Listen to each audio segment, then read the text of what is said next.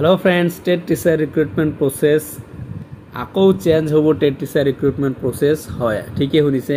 কি প্ৰক্ৰিয়াৰে teacher recruitment হ'ব জনালে শিক্ষামন্ত্ৰী ৰণোজ পেগু ছাৰে। তো কেনেকৈ এতিয়াৰ পৰা টেট টিচাৰ ৰিক্ৰুটমেণ্ট হ'ব এই বিষয়ে তেখেতে মতামত দিছে। লগতে LP UP টিচাৰ আৰু ছেকেণ্ডেৰী টিচাৰৰ ভেকেঞ্চি লিষ্টও জনাইছে। মাৰ্চ 2025ৰ ভিতৰতে কিমানখিনি টিচাৰ ভেকেঞ্চি হ'ব আৰু কেনেকৈ ইয়াৰ নিযুক্তি প্ৰক্ৰিয়া সম্পূৰ্ণ হ'ব এই বিষয়েও জনাইছে মতামত। লগতে ছেকেণ্ডেৰী টেটৰ যিটো টেট কাম ৰিক্ৰুটমেণ্ট টেষ্টৰ এডভাৰ্টিজমেণ্ট হৈছে এই প্ৰচেছটোও জনাইছে। এই প্ৰচেছটো কেনেকৈ ৰিক্ৰুটমেণ্ট কৰা হ'ব।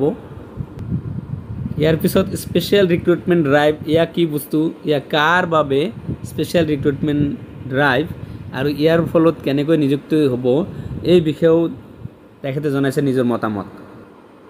টিচাৰ ট্ৰান্সফাৰৰ বিষয়েও জনাইছে, প্ৰচেছটো জনাইছে, কিমানখিনি টিচাৰ ট্ৰান্সফাৰ হৈছে আৰু কিমানখিনি হ'ব অনলাইন পৰ্টেলত তেখেতে গোটেইখিনি আলোচনা কৰিছে। গতিকে এই ভিডিঅ'ৰ যোগেদি মই সকলো আলোচনা কৰিম, আপোনালোকে ভিডিঅ'টো শেষলৈকে চাব। এণ্ড ওৱান ৰিকুৱেষ্ট ইউ, চেনেলত নতুন হ'লে ছাবস্ক্ৰাইব কৰিবলৈ নাপাহৰিব। So' let's start the video'.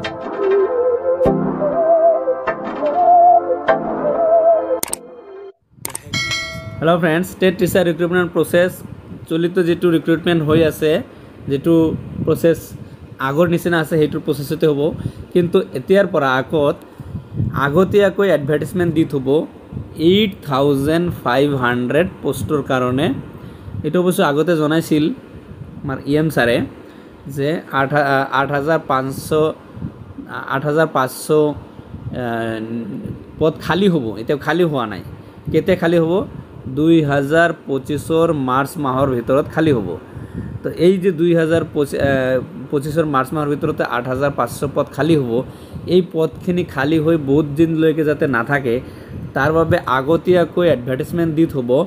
মানে এডভাৰ্টিজমেণ্টটো দি থ'ব যে এপ্লাই কৰিব, মানুহে কেণ্ডিডেট এপ্লাই কৰিব আৰু টিচাৰ ৰিটায়াৰ হোৱাৰ লগে লগে যাতে পদখিনি লগে লগে ফিল আপ হৈ যায়।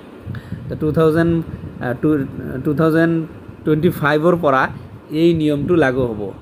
আমি আপোনালোকক তেখেতৰ মতামতটো শুনি আছোঁ। খালী পদৰ বিজ্ঞাপন দিওঁতে আমি প্ৰস্পেক্টিভলি খালী হ'বলগীয়া পদসমূহৰো আমি বিজ্ঞাপন দিওঁ।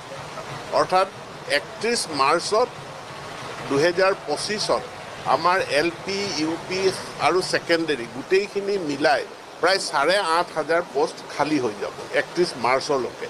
গতিকে আমি 31 মাৰ্চলৈকে ৰখি নাথাকি আমি যদি এতিয়াই বিজ্ঞাপন দিওঁ তেতিয়াহ'লে খালী হোৱাৰ লগে লগে সেই সময়ত আমি তেওঁলোকক নিযুক্তি দিব। হয়, শুনা পাইছে তেখেতে ধুনীয়াকৈ LP UP আৰু GT PGT গোটেইখিনি মিলি ভেকেঞ্চি লিষ্টটো দিছে। ভেকেঞ্চি লিষ্টটো 2000 মাৰ্চৰ ভিতৰতে 8500 পোষ্ট ওলাব আৰু এইটো আগতীয়াকৈ এডভাৰ্টিজমেণ্ট দি থ'ব। হয়, এতিয়া ছেকেণ্ডেৰী টেটৰ বিষয়ে জনাইছে যে ছেকেণ্ডেৰী টেট কাম ৰিক্ৰুটমেণ্টটো টেষ্টটো 2 এদিনৰ ভিতৰতে আৰম্ভ হ'ব আৰু তাৰ লগতে অনলাইন যিটো প্ৰক্ৰিয়া, যিটো ৰিক্ৰুটমেণ্ট সেয়াও প্ৰকাশ পাব, এপ্লাই কৰি থ'ব, এনেকুৱাই জনাইছে। আপোনালোকক মই মতামতটো শুনাই আছোঁ। ছেকেণ্ডেৰী পৰ্যায়ৰ নিযুক্তি আছিল, ছেকেণ্ডেৰী নিযুক্তিটোৰ বিজ্ঞাপনখন প্ৰকাশ হ'ল, কিন্তু MCCৰ কাৰণে আমি এপ্লিকেশ্যন লোৱা প্ৰক্ৰিয়াটো আৰম্ভ কৰিব নোৱাৰিলোঁ।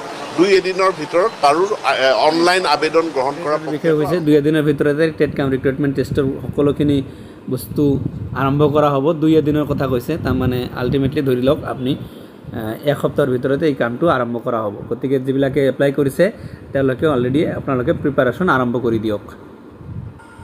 ইয়াৰ পিছত স্পেচিয়েল ৰিক্ৰুটমেণ্ট ড্ৰাইভ, ইয়া কাৰ বাবে আৰু কেনেকৈ এই প্ৰক্ৰিয়াৰ মাজেদি নিযুক্তি দিব এই বিষয়েও জনাইছে। স্পেচিয়েল ৰিক্ৰুটমেণ্ট ড্ৰাইভ এটা এইটো কৰিব অলৰেডি কৰ্মৰত টিচাৰসকলৰ কাৰণে, যিবিলাকে কণ্ট্ৰেকচুৱেল টিচাৰত কাম কৰি আছে, সেয়া হওক মানে SSA হওক বা ষ্টেট পুল হওক, SSA বা ষ্টেট পুল দুয়োটাই টিচাৰে কণ্ট্ৰেকচুৱেল হৈ আছে।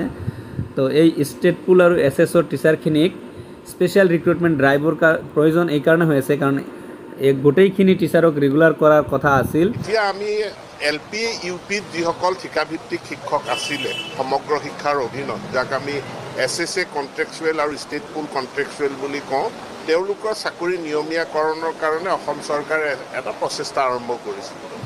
আৰু ইয়াৰ মাজতে কিছুমান ৰেগুলাৰেশ্যন যিটো ৰুল আছে সেই ৰুল মতে পেমেণ্টৰ এটা কিবা খেলিমেলি চলি আছিল, আপোনালোকে হয়তো ভালকৈ জানে। তো সেই পেমেণ্টৰ খেলিমেলিৰ কাৰণে কিছুমান টিচাৰ ইয়াৰ পৰা হাইকোৰ্ট কৰিছিল যে হাইকোৰ্টৰ কাৰণে হয়তো প্ৰচেছটো মানে হৈছে মানে পোষ্টপোন হৈছে। তো এতিয়া স্পেচিয়েল ড্ৰাইভৰ মই যিখিনি বুজিলোঁ, স্পেচিয়েল ড্ৰাইভত এইটো ড্ৰাইভ হ'ব যে এই কৰ্মটো টিচাৰকেইটাই এপ্লাই কৰিব যিবিলাকে ৰেগুলাৰ হ'ব বিচাৰিব। তো সেই যিবিলাকে ৰেগুলাৰ হ'ব বিচাৰিব সেইবিলাকৰ সেই ড্ৰাইভ অনুযায়ী ৰেগুলাৰ কৰা হ'ব। ইয়াৰ লগতে হাইস্কুলৰ এডিশ্যনেল টিচাৰো আছে কিছুমান, সেই এডিশ্যনেল টিচাৰৰ ক্ষেত্ৰতে স্পেচিয়েল ৰিক্ৰুটমেণ্ট ড্ৰাইভৰ যোগেদি ৰিক্ৰুট কৰিব, মানে এপইণ্টমেণ্ট লেটাৰ দিব যে কোনে কোনে ৰেগুলাৰ হ'ব বিচাৰে। কিন্তু সেইসকল শিক্ষকৰ মাজৰে পৰা একাংশ পুনৰ হাইকোৰ্টত তেওঁলোকে গ'ল, গতিকে হাইকোৰ্টত এটা চলি আছে। এনে পৰিস্থিতিত আমি তেওঁলোকৰ চাকৰিসমূহ নিয়মীয়াকৰণৰ প্ৰক্ৰিয়াটো আইনী জটিলতাৰ কাৰণে পিছুৱাই নাৰাখি আমি এটা স্পেচিয়েল ৰিক্ৰুটমেণ্ট ড্ৰাইভ কৰিব বিচাৰিছোঁ LP UP, য'ত অনলি কণ্ট্ৰেকচুৱেল টিচাৰ, কৰ্মৰত কণ্ট্ৰেকচুৱেল টিচাৰসকলেহে আবেদন কৰিব পাৰিব, বেলেগে আবেদন কৰিব নোৱাৰে। তো এই প্ৰক্ৰিয়াটো খুব সোনকালে আৰম্ভ হ'ব। একেধৰণে আমাৰ যিসকল হাইস্কুলত এডিশ্যনেল কণ্ট্ৰেকচুৱেল টিচাৰ আছে তেওঁলোকৰ কাৰণেও একেধৰণৰ এটা স্পেচিয়েল ৰিক্ৰুটমেণ্ট ড্ৰাইভৰ দ্বাৰা তেওঁলোকৰ চাকৰিসমূহ নিয়মীয়া কৰাৰ আমি ব্যৱস্থা কথা বিবেচনা হয়। টিচাৰ ট্ৰান্সফাৰ প্ৰচেছৰ বিষয়ে কৈছে যে অনলাইন পৰ্টেলত যিবিলাক টিচাৰে ট্ৰান্সফাৰৰ কাৰণে এপ্লাই কৰিছে সেই টিচাৰসকলৰ ট্ৰান্সফাৰ অৰ্ডাৰ অতি সোনকালে পাই যাব যদি ক্ৰাইটেৰিয়া মিল থাকে, আৰু আকৌ খুলি দিব যদি টিচাৰ ট্ৰান্সফাৰত মানে ক্ৰাইটেৰিয়া মিল থাকে। তো পৰ্টেলৰ যোগেদি টিচাৰ ট্ৰান্সফাৰ হ'ব। বহুত টিচাৰ অলৰেডি ট্ৰান্সফাৰ দিয়া হৈছে আৰু বহুত টিচাৰ ট্ৰান্সফাৰ দিয়া হ'ব, এনেকৈ মন্তব্য দিছে। চ' ফ্ৰেণ্ডছ, এইখিনি আছিল আজিৰ ইনফৰ্মেশ্যন। থেংক ইউ ফৰ ৱাচিং দ্য ভিডিঅ'টো ভাল লাগিলে এটা লাইক কৰি দিব, ফ্ৰেণ্ডছৰ লগত শ্বেয়াৰ কৰিব, কিবা জানিবলৈ হ'লে অৱশ্যে কমেণ্ট কৰিব, আৰু চেনেলত নতুন হ'লে ছাবস্ক্ৰাইব কৰিবলৈ নাপাহৰিব।